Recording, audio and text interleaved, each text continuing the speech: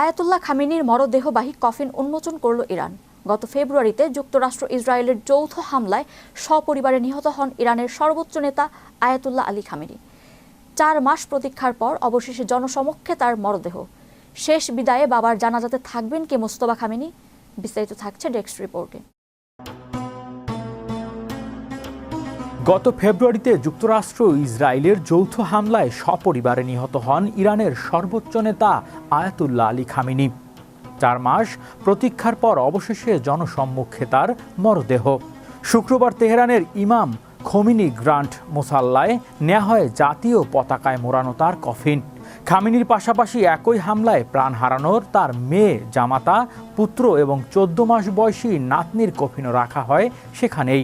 প্রিয় নেতা ও তার স্বজনদের প্রতি শেষ শ্রদ্ধা জানাতে সকাল থেকেই মসল্লায় ভিড় করছে লাখো মানুষ।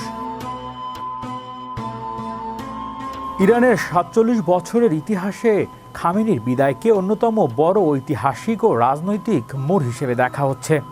4 জুলাই তেহরানের মূল জানাজা ও রাষ্ট্রীয় বিদায় শেষে তার কফিন নিয়ে যাওয়া হবে ধর্মীয়ভাবে গুরুত্বপূর্ণ শহরে। এরপর শিয়া মুসলমানদের পবিত্র 2 শহর ইরাকের নাজাব এবং কারবালা সম্পন্ন হবে বিশেষ ধর্মীয় আচার। সবশেষে কফিন আবারও ইরানে এনে 9 জুলাই জন্মস্থান মহা শাহেদের ইমাম রেজা মাজারে চূড়ান্ত দাফন হবে খামেনির। শোকযাত্রায় সামিল হতে তেহরানে জড়ো হচ্ছে বিশ্বের প্রায় 100 দেশের শীর্ষ প্রতিনিধি ও ধর্মীয় নেতারা।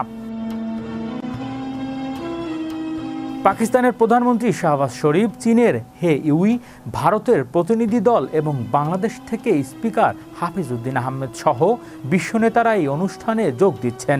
তবে ইসরায়েলের হামলা ও জীবন নাশের আশঙ্কায় ইরানের নতুন সর্বোচ্চ নেতা ও খামেনির ছেলে মোস্তফা খামেনি বাবার শেষ বিদায়ে আনুষ্ঠানিকতায় সশরীরে উপস্থিত থাকছেন না বলে ইঙ্গিত পাওয়া গেছে।